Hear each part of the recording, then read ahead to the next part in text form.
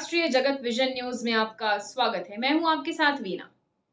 Right to information, सूचना का अधिकार अधिनियम वो कानून है जो 2005 में भारत में लागू किया गया, जो भारत के नागरिकों को स्वतंत्रता देता है कि वे सार्वजनिक प्राधिकरणों की जानकारी आवेदन करके मांग सकते हैं।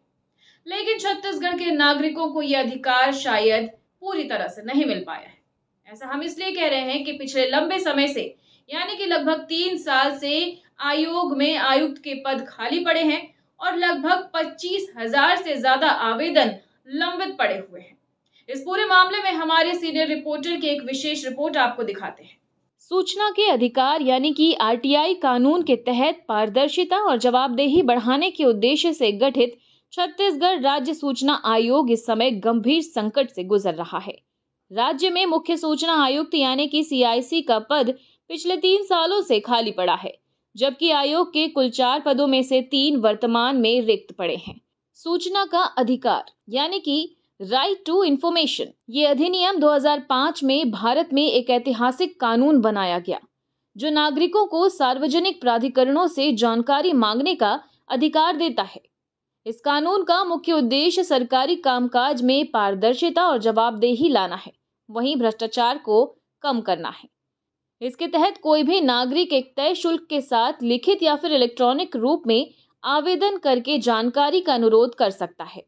लेकिन छत्तीसगढ़ में तो आयोग में पद खाली पड़े हैं, तो व्यक्ति आखिर शिकायत करे तो करे किससे?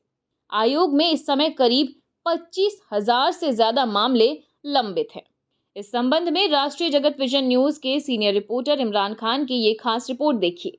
आज हमारे साथ में हैं एक्टिविटीज़ और काफ़ी अनुभवी हैं, सीनियर रिपोर्टर हैं और आपने काफ़ी लंबे समय से सवाल पूछा है, अब पूछना मना है, क्या है ये जिस तरीके से हम आप भी जानते हैं कि हम लोगों ने आरटीआई के जो से शुरुआत की थी। कई सवालात हमने पूछे सरकार से पूछे, उसके जो जवाब आए उससे फिर हमने अपना एक्टिविज्म जल्दी जब वहाँ से स्टार्ट किया।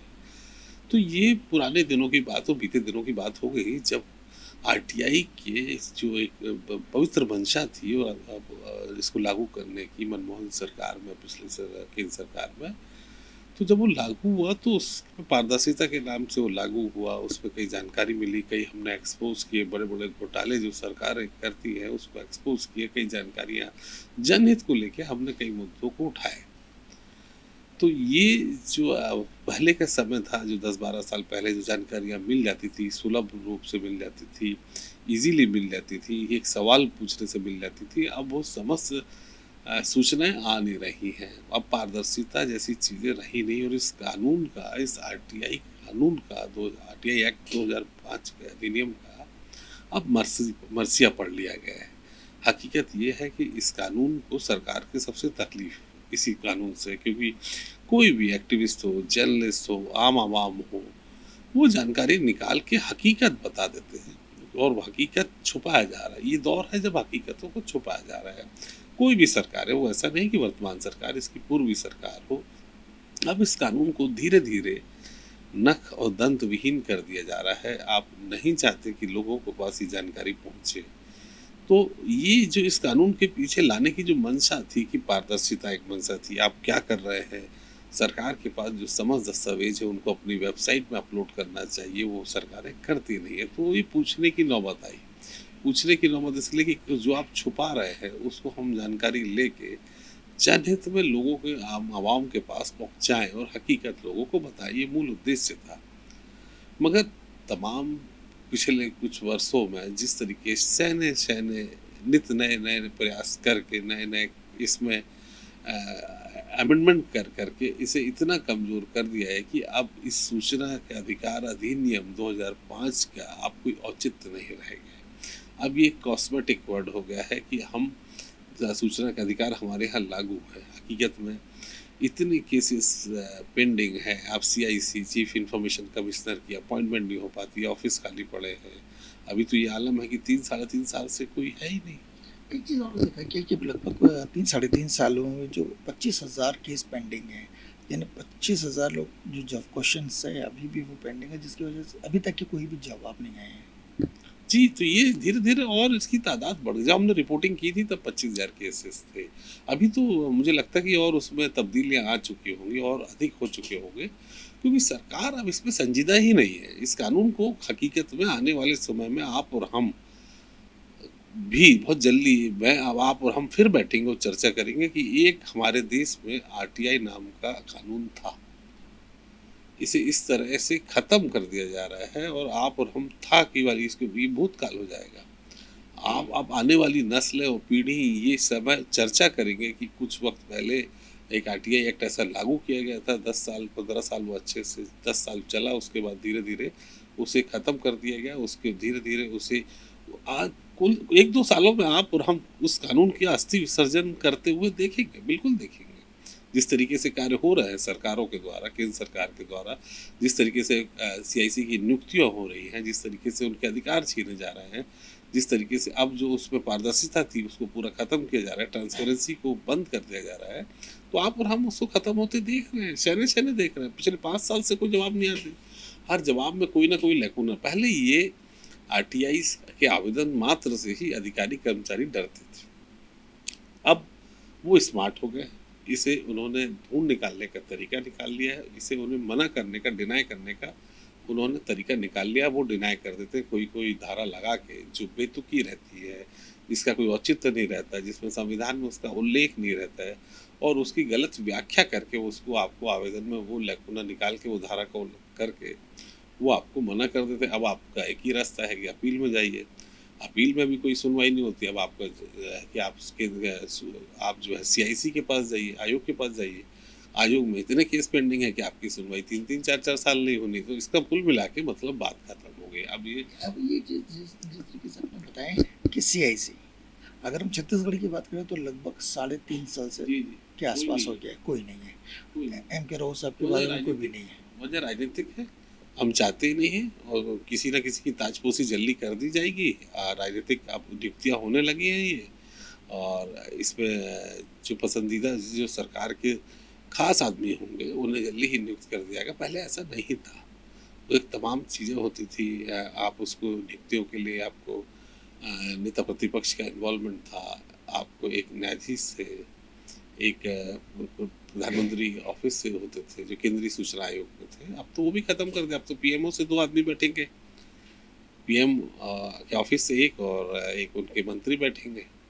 तो आपने देखा कि सुप्रीम कोर्ट के जो जज रहते थे उसकी भी उन्होंने दखलंदाजी बंद कर दी। अब जो विपक्ष का नेता होगा, नेता प्रतिपक्ष होगा, अब वो कि इकलौता होगा, वो माइनॉरिटी में आ जाएगा। तो पहले ये व्यवस्था की गई थी कि कोई भी माइनॉरिटी में नहीं रहेगा, आप अपना अपना अधिकार दे सकते हैं। लेकिन इसमें इतनी तब्दीलियाँ कर दी गई कि अब जो है जो सरकार जो चाहेगी वो होगा। कुल मिला के सरकार ने अपने मनमाफिक काम करा सके। नियम, चीज़ें, गोल पोस्ट वगैरह सब अपने हिसाब से बढ़ा लिए, घटा लिए हैं।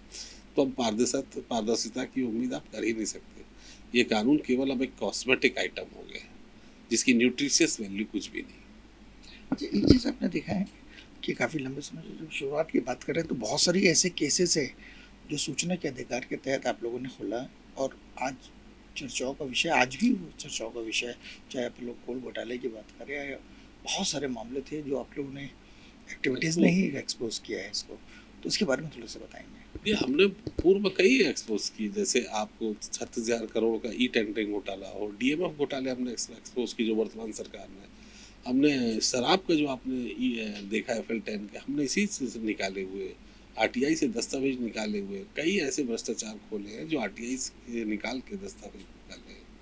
तो अब लेकिन ये संभव नहीं है क्योंकि अब जानकारी ही उपलब्ध नहीं हो पा रही। अब भ्रष्टाचार तो नहीं रुका है, वो और बढ़ गया। करप्शन नहीं रुका है, और बढ़ गया। सवाल ये है कि उसकी जानकारी मांगना और मिल पाना अब कठिन हो गया। तो भ्रष्टाचार खत्म नहीं हुआ, जानकारी देने खत्म हो गए हैं। यानी आप कानून का आड़ ले लिया है, ये बोल सकते हैं। अधिकारी जो है कानून का आड़ ले लिए हैं, वो नहीं देना चाहते हैं। उन्होंने उसकी गलत व्याख्या करते हुए, मान लीजिए कोई भी धारा 8A का के तहत ये जानकारी व्यक्तिगत है इसलिए नहीं, तो व्यक्तिगत देखिए, मैं एक एग्जाम्पल दे रहा हूँ आपको कि मान लीजिए आपने कोई टेंडर डाला, आपने अपने अनुभव डाले, आपने क्रेडेंशियल डाला, आपने अपने योग्यता के सारे दस्तावेज दे दिए, तो वो अब हमने मान लीजिए कि आपने उस योग्य है नहीं, हमने आरटीआई लगाई कि भाई आप इस योग्य नहीं है, क्यों डाला? तो आपके दस्तावेज नहीं देंगे, बोले व्यक्तिगत है और थर्ड पार्टी के हम नहीं देंगे। थर्ड पार्टी की वही चीज़ आप मना कर सकते हैं जो आपके रिसर्च की बेस हो, जो आपने रिसर्च की हो, जो आपके अपनी रिसर्च कोई फार्मूला हो। देखिए मना, फार्मूला तो हम मांग नहीं रहे हैं आपसे, आप फार्मूला देने की मनाही है थर्ड पार्टी की। जैसे आपका कोई फार्मूला ईजाद किया आपने दवाई का, कोई प्रोजेक्ट का या कोई यंत्र का, तो उसकी जानकारी आपने सबमिट की, हम वो मांग रहे हैं तो गलत है। हम आपकी जो जिसको बोलते हैं सेल्फ में बनाई हुई कोड, जिसमें कोड जिसमें हो, सेल्फ खुद की बनाई हुई कोई उस पर बोलना चाहिए कि कोई उसको क्या बोला जाता है, जो खुद का ईजाद किया हो फार्मूला, वो आप नहीं मांग सकते। आपने दवाई ईजाद की, मलेरिया की, उसका फार्मूला मैं नहीं मांग सकता, वो व्यक्तिगत चीज़ में। लेकिन आपको अनुभव है कि नहीं, या आपका टर्नओवर कितने का है, वही तो हम मांग सकते हैं। तो वो उसकी आड़ में आपके बाकी दस्तावेज भी देने से मना करते हैं।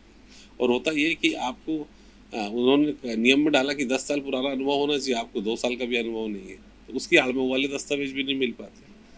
तो जो सरकार कराना चाहती है वो इन इन प्रकरण वो करा लेती है, अपनी कंडीशन के हिसाब से वो काम करवा लेती है। आप कितने भी जानकारी मांगो, अब जो है इतने बड़े, मतलब जिसको बोलते हैं कि बिहार में चुनाव है तो उसी की लैंग्वेज में थेथराई, बेशर्मी, बेहयाई इतनी बढ़ गई है अधिकारियों और कर्मचारियों में कि अब साफ कितना भी प्रयास कर ले आपको दस्तावेज अब नहीं मिल पाते। ये अंतिम समय चल रहा है आरटीआई अधिनियम 2005 का। ये अंतिम समय चल रहा है, अब सूचना का अधिकार एक इतिहास बन जाएगा। कहीं ना कहीं इसको अधिकारी लोग अपने स्तर पे सवाल का जवाब नहीं देने के लिए पूरी तरीके से कोशिश कर रहे हैं कि ना दिया जाए। लगभग 25,000 से अधिक केस आज भी पेंडिंग है। कैमरामैन रुपेश के साथ मैं इमरान खान। और इसी के साथ फिलहाल खबरों में इतना ही। अपडेटेड रहने के लिए हमारे चैनल को सब्सक्राइब कर लीजिए। नई खबरों का नोटिफिकेशन के लिए बेल आइकन जरूर दबाइए। नमस्कार।